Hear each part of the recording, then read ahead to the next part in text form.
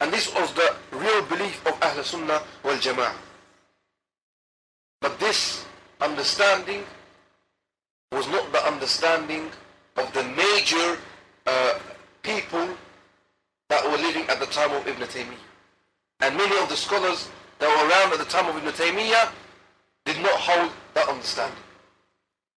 So Ibn Taymiyyah found himself believing something which was not politically correct at that time. You know, there are some things that are politically correct. Like nowadays, there are certain things, certain words you can't say because it's not politically correct.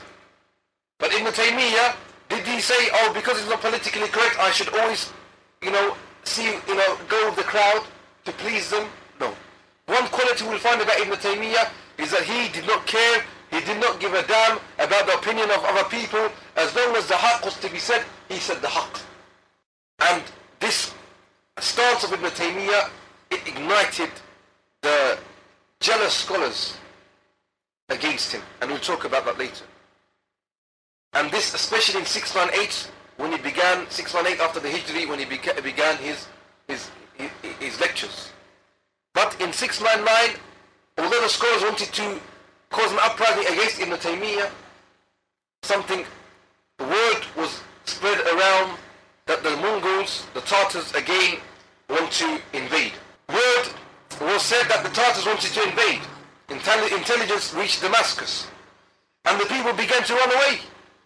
But then suddenly they heard, no, the king, Muhammad ibn Qalawun, will come from Egypt and will help them. So they all were pleased. But then, this man, Muhammad ibn Qalawun, he was defeated by Ghazan, who was the emperor of the Mongols at that time. And then Muhammad ibn Qalawun, he fled, he went back to Egypt. And he left Damascus without any guards, without any people. And the people were terrified. What's going to happen?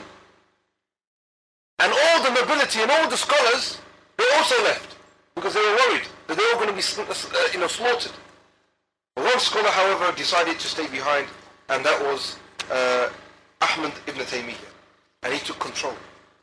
And Ibn Taymiyyah, not only did he take control, when he saw that Ghazan was coming and looting the city and causing problems, he himself went to meet Ghazan, the emperor of the Mongols, himself. And then this is a discussion that takes place between Ibn Taymiyyah and Ghazan, and it was a most memorable discussion in history. Sheikh Kamaluddin al-Anja, who was there, he quotes this. He says, I was with Sheikh Ibn Taymiyyah on this occasion. He set forth in his address to the king the Quranic verses and the traditions of the Prophet enjoining fairness and just conduct.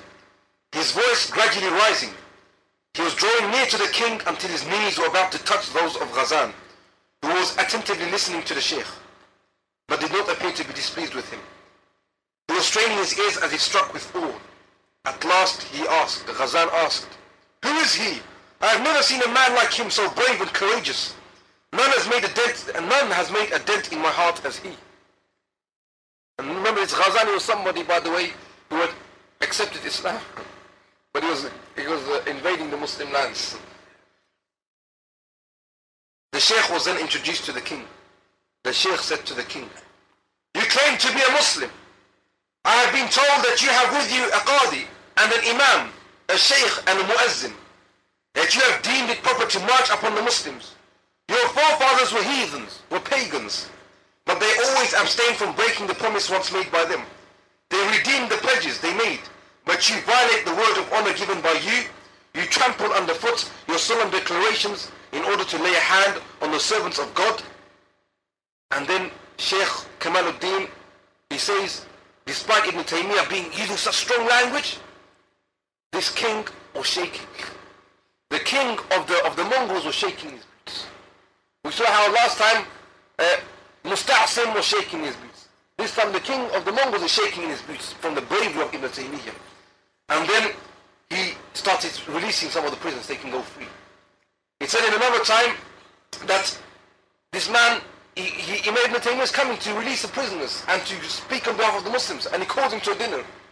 Does he drink tea with him and speak with him and be nice? And None of this nice stuff. He says, I'm not going to eat this food because this food is from the money of the Muslims. And then Qazan said, please make dua for me. Make dua for me. Because he saw in the heart of Ibn Taymiyyah somewhat a man of Iman. So listen to the dua that Ibn Taymiyyah makes. He said, Oh Allah, help Ghazan if he has taken up arms to defend your religion. If not, then do whatever you want with him. Then destroy him. You know? And then the companions of Ibn Taymiyyah, they were trembling with fear that we are all going to be executed now. Because they all hear about the Tartars and the Mongols and what they've done to Musta'sim, and they know that he's been trampled to death and they're all getting afraid. But what did Ghazan do? Ghazan was saying, Ameen, Ameen, to his dua. And then he even said to Ibn Taymiyyah, go back to Damascus with 300 of his guards, of his loyal guards he sent with Ibn Taymiyyah. This is what bravery and courage can do in the hearts of the people. Another example of the bravery of Ibn Taymiyyah, if I can mention this, there was one man who was one of the Mamluk sort of governors called Qatlubak. And Qatlubak was an oppressor. He was an oppressive governor. And what he would do, he would buy things from people. For example, he would buy this from people, give them a tenth of the price. And he wouldn't give a damn. He can complain to everyone to complain, and he would only give a tenth of the price. So then, one man came to Ibn Taymiyyah crying his eyes out that Qatlubak has taken my money and he's not giving my money.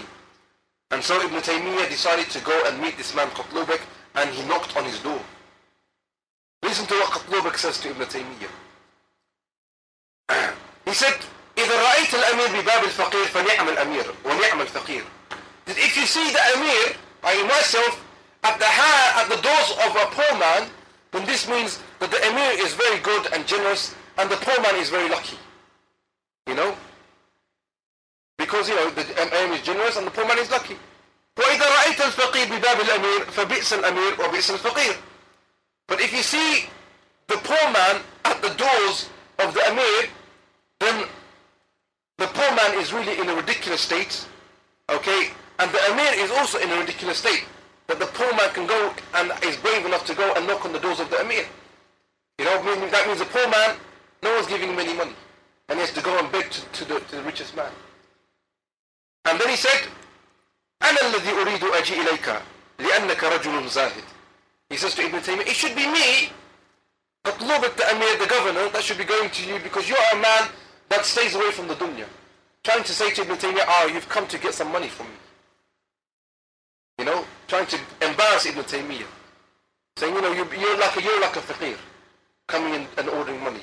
Listen to what Ibn Taymiyyah had to say. He said, Qatlubak! He shouted at him. He said, don't, you know, behave like a slave. Like your forefathers were slaves. كان فرعون أنحس منك.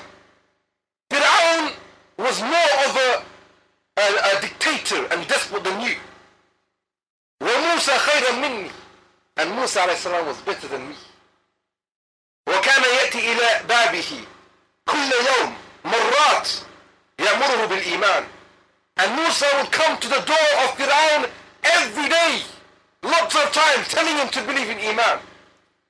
وأنا أمرك أن تدفع لهذا حقه. And I'll come to you once and tell you to pay this man. So this man had to give back the rights to this man.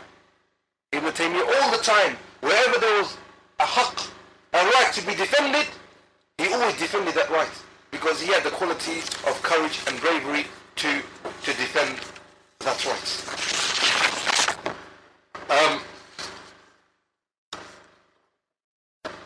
This next meeting with Ghazan, although Ghazan left Damascus, he left in charge another Mongol man who really didn't care about human rights and the rights of the Muslims, and he began again to loot and plunder and cause many problems. Ibn Taymiyyah, what did he do? He took charge of the city, and he became the Amir of the city and the general safety of the city. And some of the Muslims were so afraid of the Tartars still that they went and they secluded themselves in a fortress. And Ibn Taymiyyah was inside that fortress. Ibn Kathir says, at that time, in the Jami' Umayyah Masjid, for Jummah Salah, you could only find in the whole city of Muslims one row of people praying Jummah. Because they were so scared they went into the fortress. And again, Ibn Taymiyyah, several times, he went and he met this man to try and secure the city, until eventually news reached that from Egypt was coming the help, and the Tartars, they finally left Damascus. Finally they left Damascus. Now, Ibn Taymiyyah also, he shows leadership in another situation. In the year 700 and 702, again, the Tartars, they invaded Damascus, this time with a full army. And the king of Egypt didn't want to confront them. You know, Muhammad ibn Qalawun, who had already lost to them once, he didn't want to confront them. Ibn Taymiyyah to keep going, telling them, come on, you must fight, you must defend, bring your soldiers to Damascus, let's meet them. And in the 2nd of Ramadan again, in the year 702, in the plain of Thaqab, Ibn Taymiyyah with the Sultan, Muhammad ibn Qalawun, they met the Tartars and they smashed the Tartars once again. So Ibn Taymiyyah was involved in the jihad, and it said that he himself was responsible in training the soldiers in hand-to-hand combat and in sword warfare. He was going around training the soldiers. Of course, because of this, Ibn Taymiyyah, because of his determination to always speak the truth, because of Ibn Taymiyyah's willingness to enjoin the good and forbid the evil, because of his scholarship, because the people loved Ibn Taymiyyah, scholars became jealous of Ibn Taymiyyah. And Ibn Taymiyyah rejected the ideas of a man called Ibn Arabi. Ibn Arabi was somebody who was people call him a scholar, who started to say things like, I am in Allah and Allah is in me and Allah is in my pocket and things like this.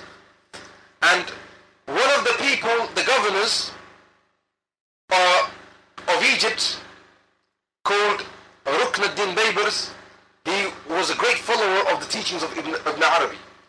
Now when he heard Ibn Taymiyyah speaking against the teachings of Ibn Arabi and against these pantheistic ideas that Allah is everywhere and Allah is in your pocket and you can become one with Allah, Ibn Taymiyyah was called up. All the scholars, they said Ibn Taymiyyah is causing problems, he's a heretic, and they all basically planned against Ibn Taymiyyah, such that Ibn Taymiyyah had to be called up to Egypt from Damascus. And he was called up to Egypt, and in the courts they laid charges against Ibn Taymiyyah. You have said this. And you say that Allah is a living being and Allah is like a human, etc., etc. And Ibn Taymiyyah, every time he stood up to defend himself, the scholar at the time, he was in charge, was presiding over the affairs, said, sit down. And they didn't let Ibn Taymiyyah stand up. And they put Ibn Taymiyyah in prison. 6 times, they asked Ibn Taymiyyah to relinquish his ideas, and Ibn Taymiyyah said no. Ibn Taymiyyah in prison, he found the prisoners dealing and playing chess and cards and messing around and fooling around, and he said this has to stop. And he opened up a madrasa in the prison. In fact, some of his strongest disciples and students were prisoners. And when those prisoners were told to leave prison and go back to their homes, they said, no, we don't want to go back home, we want to stay in prison with Ibn Taymiyyah. So he made this into a prison. He made this prison to a madrasa. Ibn Taymiyyah eventually, after 1 year in prison, he was released. And in his release, subhanallah, although he was stern for the haqq and for the truth, he had love in his heart for the Muslims. And he was soft and kind and generous. Just because you're stern against the evil, it doesn't mean you are soft. You're not a soft person. You don't have rahmah in your heart. The Prophet Muhammad had the most rahmah in his heart. Listen to what Ibn Taymiyyah said in a letter about those who plotted against him to throw him in prison. He said, may God be pleased with you.